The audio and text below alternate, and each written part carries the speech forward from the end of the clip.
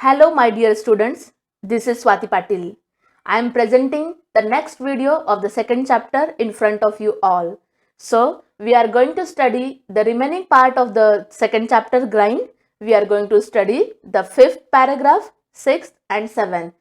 Obviously, we have done the half of the fifth paragraph in the last video and now we are going to continue with the remaining part. विद्यार्थी मित्र मैत्रिणींनो, आपण थोडासा भाग आधीच पाहिला आहे मागच्या व्हिडिओमध्ये आणि या व्हिडिओमध्ये आपण कन्क्लूड करतोय हा chapter. We are going to conclude the second chapter. This is the last video of the second chapter. So try to listen carefully. Hope you are doing well. You are understanding each and everything easily. So let's start with the remaining part of the fifth paragraph. Fifth paragraph of the chapter. Our honorable former president Dr. APJ Abdul Kalam was born to a fisherman family in a small village near Rameshwaram. He studied in a small government school and used to distribute newspaper in his younger age. Went on to become a world-renowned nuclear scientist, making India a nuclear powerhouse and famously known for receiving a standing ovation for his speech at the European Union Parliament. Do you think it must have been a walk in the park for him from an ordinary boy from Rameshwaram to becoming a world-renowned scientist and the 11th President of India? See, my dear students, we have discussed all the suggestions given by the legends. We have discussed the suggestion given by Usain Bolt, Muhammad Ali, Lionel Messi, Will Smith, Walter Dandy, and now we are going to discuss the suggestion given by the lovable, very famous President of the India, Honorable former President Dr. APJ Abdul Kalam sir. Right? विद्यार्थी मित्र मैत्रिणींनो, आपल्या सगळ्यांचंच लाडकं व्यक्तिमत्व आहे हे, बरोबर. APJ Abdul Kalam यांच्याबद्दल सांगितले गेलेले आहे. या महान व्यक्तीबद्दल सांगितले. त्यांनी काय सजेशन दिलंय बघा. He was born to a fisherman family. मासेमारी करणाऱ्या एका कुटुंबामध्ये त्यांचा जन्म झालाय, रामेश्वरम सारख्या गावामध्ये की जे तमिळनाडूमध्ये आहे, तमिळनाडू राज्यामध्ये आहे. He studied in a small government school. गव्हर्नमेंटच्या महानगरपालिकेच्या शाळेमध्ये ते शिकलेत. And use to distribute newspaper in his younger age. त्यांच्याही घरची परिस्थिती तेवढी काही चांगली नव्हती, हालाखीची होती आणि त्यांना न्यूजपेपर डिस्ट्रीब्यूट करण्याचं काम करावं लागायचं. And went on to become a world renowned nuclear scientist. आणि त्यानंतर त्यांची कुठंपर्यंत मजल गेली आहे, एक न्यूक्लिअर सायंटिस्ट बनण्यापर्यंत. म्हणजे बघा की एक न्यूजपेपर डिलिव्हरी करणारा बॉय ते सायंटिस्ट. मेकिंग इंडिया अ न्यूक्लिअर पॉवर हाऊस. आणि त्यांना काय करायचं होतं, भारताला एक अणुकेंद्राचं स्थान बनवायचं होतं. म्हणजे भारतामध्ये ती गोष्ट नव्हती आणि भारताला न्यूक्लिअर पॉवर हाऊस मिळवून देण्याचं काम त्यांनी केलं. Famously non for receiving a standing ovation. आणखीन ते एका कुठल्या गोष्टीसाठी ओळखले जातात, युरोपियन संसदेमध्ये, युरोपियन पार्लिमेंटमध्ये त्यांना स्टँडिंग ओवेशन मिळालं. स्टँडिंग ओवेशन म्हणजे सगळ्यांनी उभं राहून त्यांच्यासाठी टाळ्या वाजवल्या, त्यांच्या स्पीचला, त्यांच्या भाषणाला दाद दिली. म्हणजे बघा की किती ग्रेट आहेत हे. आणि ऑब्विसली हे सगळं असंच नाही घडलेलं असणार आहे. म्हणजे आपल्याला असं वाटतं की म्हणजे त्याच्या मागचं ग्राइंड काय आहे, त्यांचं स्ट्रगल काय, हे आपल्याला सगळ्यांना समजून घेणं अत्यंत गरजेचं आहे. आणि म्हणूनच शेवटचं सेंटेन्स काय आहे पॅराग्राफचं, do you think it must have been a walk in the park for him from an ordinary boy from Rameswaram to becoming a world renowned scientist. तुम्हाला असं वाटतं की अगदी सहज बागेतनं फिरल्यासारखं आहे का हे इतकं मोठं जाज्वल्य जे यश मिळवलं त्यांनी, त्या अगदी सहज मिळालेलं असेल का, की एक रामेश्वरम मधला सामान्य मुलगा की जो लहानपणी पेपर डिलिव्हरीचं काम करतोय, तो काय होतोय, मोठं झाल्यानंतर तो सायंटिस्ट होतोय आणि भारताचा प्रेसिडेंट होतोय. असा प्रेसिडेंट की सगळं जग मानतंय त्यांना, बरोबर. आजही कलामांचे विचार फॉलो केले जातात, त्यांना तेवढाच रिस्पेक्ट त्यांचा ठेवला जातो. म्हणजे जे अगदी सेल्फलेस होते, कितीतरी त्यांचे व्हिडिओज प्रसिद्ध आहेत. म्हणजे त्यांनी कसल्याही प्रकारचं करप्शन केलेलं नाहीये, इतके आदर्श असलेले व्यक्तिमत्व ते होते. तर आपल्याला लक्षात येते की म्हणजे सांगायचा मुद्दा काय आहे की हे असंच घडलं असेल का, हा जो काही त्यांचा प्रवास आहे तो आपल्याला समजून घेणं गरजेचं आहे की एक ऑर्डिनरी मुलगा ते एक वेल नोन सायंटिस्ट ते कसे बनले असतील आणि काय त्यांना एक्झॅक्टली करावं लागलं असेल त्यासाठीचं. म्हणजे आपण असं म्हणू शकतो की स्टँडिंग ओवेशन मिळालंय त्यांना कुठं, युरोपियन संसदेमध्ये. म्हणजे काय की it is the one of the greatest honour, right. It is the one of the greatest honour achieved by APJ Abdul Kalam. म्हणजे APJ अब्दुल कलामांना जे ऑनर मिळाला, जो सन्मान मिळाला तिथं स्टँडिंग ओवेशनचा, तो यापूर्वी कुणालाही मिळालेला नव्हता. येते सगळ्यांच्या लक्षात. नेक्स्ट, सो म्हणजे ह्याच्यातनं सांगायचा मुद्दा काय आहे, आपल्याला काय लक्षात येतं की त्यांचा तो प्रवास आपण लक्षात घेतला पाहिजे. म्हणजे काय, ordinary boy to nuclear scientist किंवा एक प्रेसिडेंट होण्यापर्यंतच्या प्रवासासाठी त्यांनी जे काही केलं असेल तर ते ऑब्विसली कसं असणार आहे, त्याला ग्राइंड शिवाय पर्याय नाही, त्याला हार्डवर्क शिवाय पर्याय नाही. म्हणजे आपली परिस्थिती आपण बदलवू शकतो कधी, आपला माइंडसेट जर आपण बनवला तर. So my dear students, whatever the greatness, whatever the message Dr. Kalam gave for the youngsters, for those who want to do something great in their life, that is the unique one. So this is the famous example of the great legend. Now we are going to continue with the next legend, that is the Portugal football team's captain, the legendary Cristiano Ronaldo. Let's start with the next paragraph, 6th paragraph of the chapter. The Real Madrid star, Portugal football team's captain, the legendary Cristiano Ronaldo, was born in a very poor family. His mother was cook and his father was a kit man in a local football club. In an interview, his mother said Ronnie used to practice daily from morning to night. See, my dear students, we are going to understand the message given by the Cristiano Ronaldo. विद्यार्थी मित्रमैत्रिणींनो, आपण next legend बद्दल discuss करतोय. कोण आहे तो? Cristiano Ronaldo. बहुतेक जणांना नक्कीच माहिती असणार आहे, तो फेमस आहे तितकाच. तर बघा, हा पोर्तुगाल टीमचा कॅप्टन की ज्याचंही सेम बॅकग्राऊंड आहे. ही was born in a very poor family. एका गरीब घरामध्ये त्याचा जन्म झालाय आणि त्याची आई कुक होती, स्वयंपाक करायचं काम करायची, आणि वडील किटमॅन होते फुटबॉल क्लबमध्ये, सगळं किट हँडल करणारे. इन अन इंटरव्ह्यू, एका इंटरव्ह्यूमध्ये आईला प्रश्न विचारला गेला आणि आईने त्याचं उत्तर काय दिलंय बघा. Ronnie use to practise daily from morning to night. Ronnie दिवस रात्र मेहनत करायचा, मॉर्निंग पासून नाईटपर्यंत फक्त आणि फक्त फुटबॉलची प्रॅक्टिस करायचा, आणि मग कुठंतरी तो टीमचा कॅप्टन होऊ शकला आणि त्याचं इतकं मोठं नाव होऊ शकलं. म्हणजे परत तेच ग्राइंड, आपल्याला दिसतं तो क्रिस्टियानो रोनाल्डो फेमस झालेला, पण हा जो काही त्याचा प्रवास असतो मागचा, ही जी काही जर्नी असते ते समजून घेणं अत्यंत महत्त्वाचं असतं. Ronaldo had to relocate himself away from his family as he got an offer for better training. त्याला काय करावं लागलं? He has to move to a new place. एका नवीन ठिकाणी जाऊन राहावं लागलं. कशासाठी? To get the better training. त्याचा प्रवास सांगितलाय बघा. He was depressed and homesick. तो सतत नैराश्य अवस्थेमध्ये असायचा, डिप्रेस्ड असायचा, नर्वस असायचा. Why? Because he was feeling homesick. Homesick means he was unhappy because he was away from his family. त्याच्या घरापासून, कुटुंबापासून लांब असल्यामुळे तो दुःखी असायचा. He use to call home and cry daily. सतत घरी फोन करायचा, रडायचा. He had difficulty in making friends. कारण त्याचा एक प्रॉब्लेम होता की नवीन मित्रांमध्ये त्याला पटकन मिक्सअप होता येत नव्हतं. He wanted to quit, but his determination was longer than his self-doubt and focused all his energy in improving his game and improving as a person. त्यालाही वाटलंय की हे सगळं सोडावं, त्यालाही हे सगळं सोडून निघून जायचं होतं. He said that I wanted to quit that game. Okay, I want to go home. मला माझ्या फॅमिलीसोबत राहायचंय, मला हे सगळं काहीही नकोय. ही भावना मनामध्ये होती त्याच्या, म्हणजे जी आपल्या प्रत्येकाच्या मनामध्ये असते. पण त्या भावनेपेक्षा जास्त स्ट्रॉंग कुठली भावना होती? डिटर्मिनेशनची, स्वतःच्या जिद्दीची. Determination means he has that quality of deciding something. He has decided his goal of life. त्याने त्याच्या लाईफचा गोल डिसाईड केलाय. तो ठरवतोय की नाही, मला काहीही करून हे टार्गेट पूर्ण केलंच पाहिजे. आणि म्हणून त्याने स्वतःचा सेल्फ डाऊट, मनामध्ये स्वतःच्या ज्या काही या भावना होत्या, ज्या शंका कुशंका होत्या, त्याला बाजूला ठेवलं आणि आपल्या डिटर्मिनेशनला स्ट्रॉंग केलं आणि त्याच्यावरती फोकस करून तो एक चांगला खेळाडू म्हणून प्रसिद्ध झाला.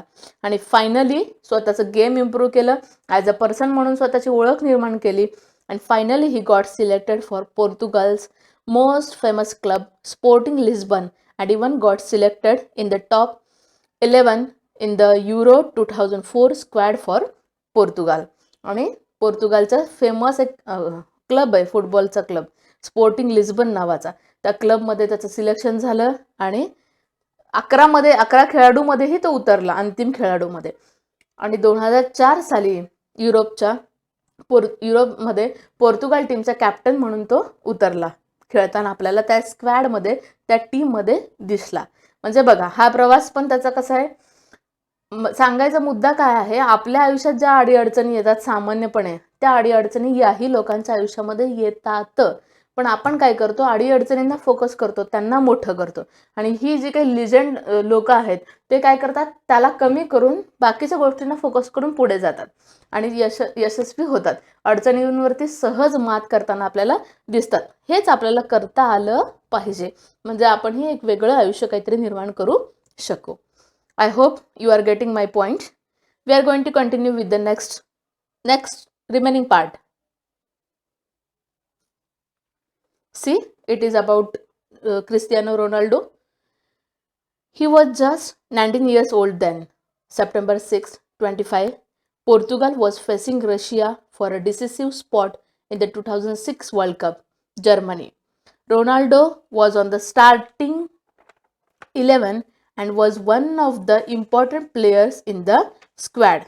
But few hours before the match, he received an information from his home to about his father's death.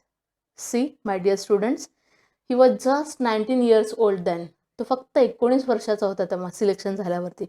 आणि 2005 मध्ये पोर्तुगाल रशियाशी सामना करताना एका डिसिसिव्ह स्पॉटमध्ये, म्हणजे अत्यंत निर्णायक खेळी होती ती, 2006 साली वर्ल्ड कपची, जर्मनीमध्ये. Ronaldo was on starting 11 and was one of the important player in the squad. तो टीममधला अत्यंत महत्त्वाचा खेळाडू होता त्यावेळेस. आणि मॅच सुरू होण्या काही तास पूर्वी एक बातमी येते, एक न्यूज त्याला कळते. ती म्हणजे काय आहे बघा, he got the information that his father has dead. त्यांच्या वडिलांचं निधन झालं, ही बातमी त्याच्या कानावरती पडतीये. His coach gave him an option to go home, but Ronaldo refused. कोचने सांगितलं की जर तुला जायचं असेल तर तू जाऊ शकतोस, म्हणजे गेम क्विट करू शकतोस आणि जाऊ शकतोस. बट त्यांनी नकार दिला. त्यामागचं कारण काय आहे समजून घ्या. He wanted to dedicate the mate to his father. त्याला म्हणजे वडिलांना त्याच्यातनं एक आदरांजली व्हायची होती, म्हणजे खेळीमधनं स्वतःच्या. मी माझ्या वडिलांना जो शब्द दिलाय तो मला पूर्ण करून दाखवायचा आहे. Even though the match ended in a draw, due to his brilliant passing attempts on goal and ball position, he was named man of the match. ती मॅच अनिर्णित राहिली, त्या मॅचचा निकाल लागला नाही, पण त्यानं जे यश मिळवलं ते मात्र आनंद द्विगुणित करणारं होतं. म्हणजे वडिलांना खऱ्या अर्थानं श्रद्धांजली, सलामी वाहणारं होतं. म्हणजे काय बघा, की त्याला मॅन ऑफ द मॅचचा किताब बहाल केला गेला. का तर त्याचे गोल आणि त्याचे बॉलची पोझिशन बघून. कधी वडिलांचं निधन झालंय त्या दिवशी ती बातमी ऐकून. म्हणजे हाच फरक असतो. आपल्याही आयुष्यात अशी एखादी दुःखद घटना घडली तर आपण कोलॅप्स होऊन जातो, काहीही आपल्याला करावंसं वाटत नाही आणि आपण करू शकत नाही.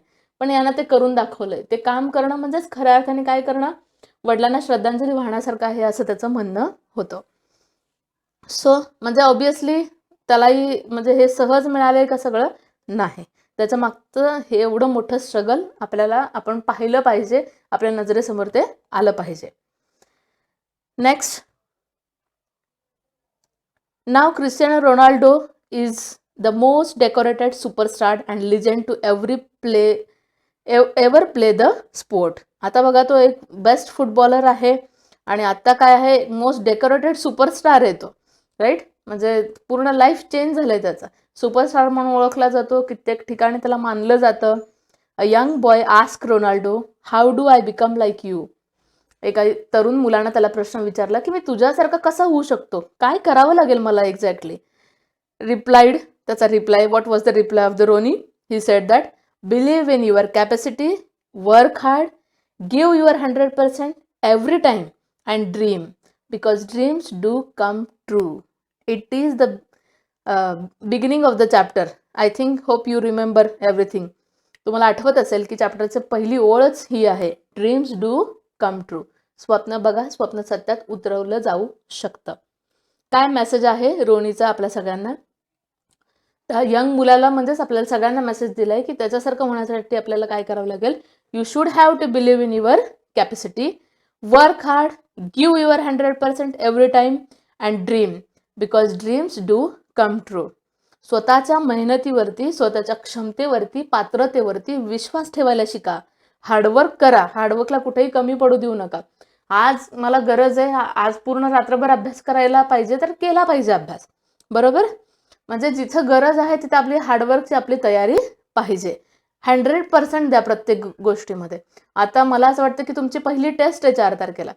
द्या तिथे 100% स्वतःचे. घ्या 20 पैकी 20 मार्क प्रत्येक विषयामध्ये. तुम्हाला क्वेश्चन बँक दिलेली आहे. म्हणजे तुम्हाला असं वाटतं की ही फार छोटी गोष्ट आहे, पण नाही. छोट्या गोष्टीतनंच आपण काय करू शकतो, मोठं काहीतरी निर्माण करू शकतो विद्यार्थी मित्र-मैत्रिणींनो. सो म्हणून तुमचा 100% द्या क्लास टेस्टला आणि चांगले मार्क घ्यायचा प्रयत्न करा. एव्हरी टाइम म्हटलंय. प्रत्येक वेळेस तुमचा 100% देण्याचा प्रयत्न करा.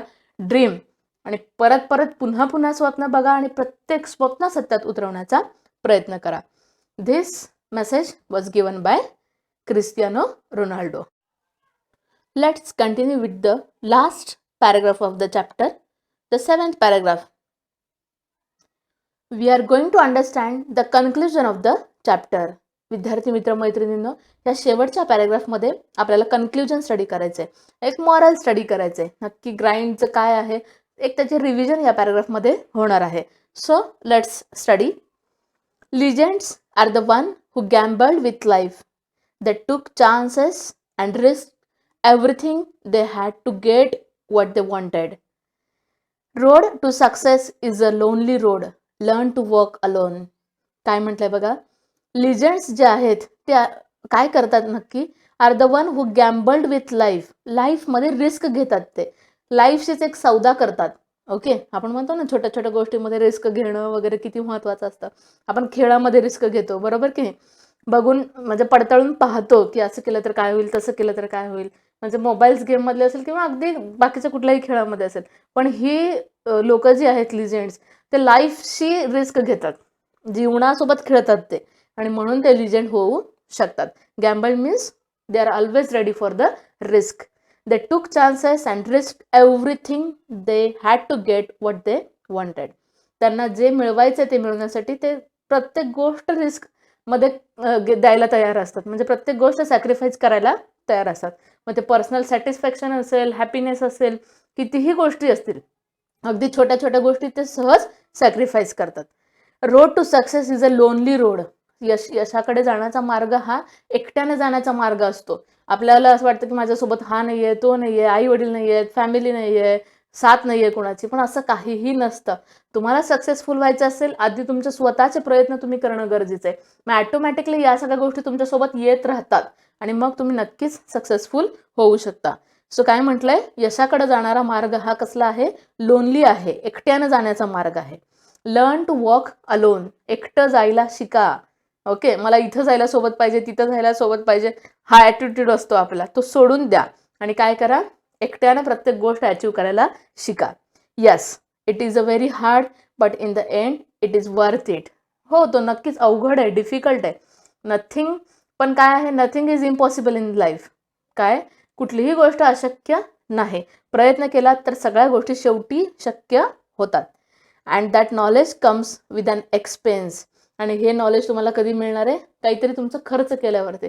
खर्च म्हणजे तसला खर्च नव्हे, कसला, छोट्या छोट्या गोष्टीचा. तुमची एनर्जी तुम्ही लावताय, तुमचा कस लावताय, तुमची मेहनत लावताय तुम्ही, या सगळ्या गोष्टी एक्सपेन्स करायला शिका, सॅक्रिफाईस करायला शिका आणि मग नक्कीच तुम्ही सक्सेसफुल होऊ शकता. And that knowledge comes with an expense but you have to start somewhere. तुम्हाला कुठं ना कुठं सुरुवात केलीच पाहिजे.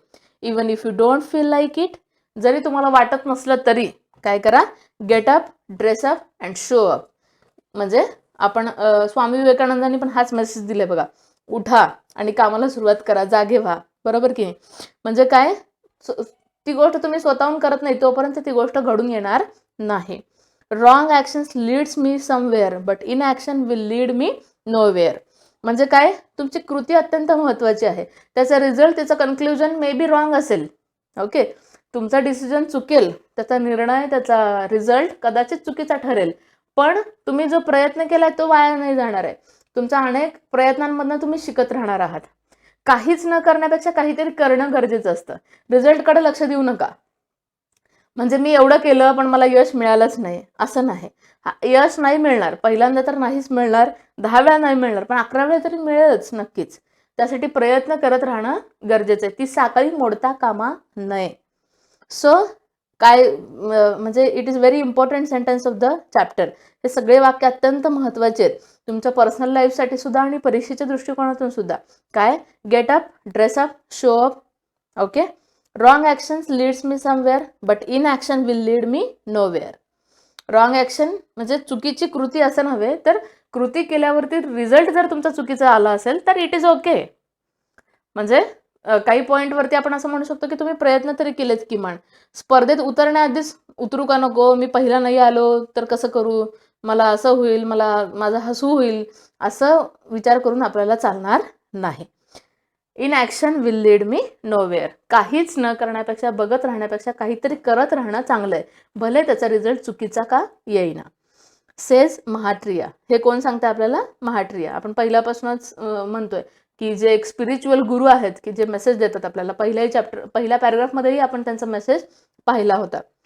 So get out of your comfort zone. तुमच्या कम्फर्ट झोनमधनं बाहेर या. Embarrass the uncertainty. अतिशय महत्त्वाचं वाक्य आहे. काय करा? अनसर्टनिटीला फेस करा. अनसर्टनिटी मीन्स काय? अशी एक situation, it is the state of being that everything is uncertain. अशी एक अवस्था की जिथं सगळं अनसर्टन आहे, म्हणजे कशाची शक्यता देता येणार नाही. आपल्याला सवय लागलेली असते बघा एका कम्फर्ट झोनमध्ये जगायची. इथं गेलं तर आईसोबत येतील, इथं गेलं तर बाबासोबत असतील, बहीण असेल, दादा असेल, ताई असेल, काका असतील, मार्गदर्शन करतील. अशा या कम्फर्ट झोनमधनं बाहेर या. स्वतःची कामं स्वतः करा, म्हणजे तुम्ही त्या कम्फर्ट झोनच्या बाहेर याल.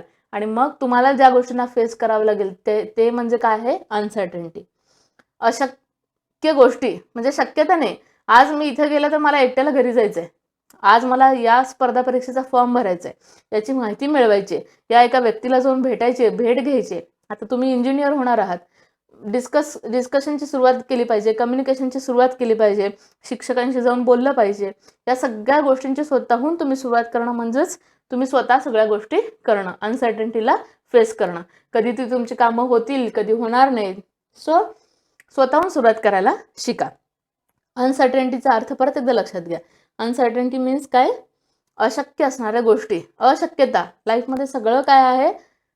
कशाचीच पॉसिबिलिटी नाही आहे, हे होईलच असं काही नाही. सो आपल्या कम्फर्ट झोनमधून बाहेर येऊन आपण अनसर्टनिटीला फेस करायला पाहिजे. And difficulties at any given point of time.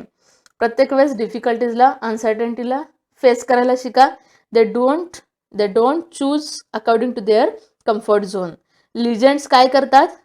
अनसर्टनिटीला embrace करतात, जाऊन भिडतात त्याला. Okay. Remember, legends embrace all kinds of uncertainty and difficulties at any given point of time. They don't choose according to their comfort zone. त्यांच्या comfort झोननुसार ते विचार करायला जात नाहीत. They always look for ways to expand their comfort zone. ते सतत मार्ग शोधत राहतात, नवीन नवीन ऑप्शन शोधत राहतात. काय? स्वतःचं कम्फर्ट झोन एक्सपांड करण्यासाठीचे, स्वतःला अजून जास्त विस्तारित करण्यासाठी. By constantly stepping out of them. So get up, grind, never give up, succeed and repeat. म्हणजे काय? तुम्हाला इझी सक्सेस मिळणारच नाही आहे. Easy success is not permanent one. Actually easy success असं आहे की ते परमनंट राहणार नाही आहे. सो तुम्हाला काय करावं लागेल? गेट अप, ग्राइंड करावं लागेल, मेहनत करावी लागेल. Never give up. सोडून देऊ नका कधी आयुष्यामध्ये. आज ॲडमिशन घेतली डिप्लोमाला, पहिली सेमेस्टर हार्ड वाटली म्हणून सोडून दिलं नाही. हार्ड वाटू दे पहिल्यांदा, दुसऱ्यांदा नक्कीच सोपं जाणार आहे ते. अभ्यास करा, मेहनत करा. सगळ्या गोष्टी तुमच्या हाताशी आहेत, तुम्हाला अवेलेबल आहेत. तुम्ही 21व्या शतकात आहात. अनेक गोष्टी तुम्हाला इंटरनेटच्या माध्यमातून उपलब्ध होताना दिसत आहेत की ज्या आधी पूर्वी नव्हत्या. आता ज्या गोष्टी आहेत त्याचा फायदा घ्यायला शिका.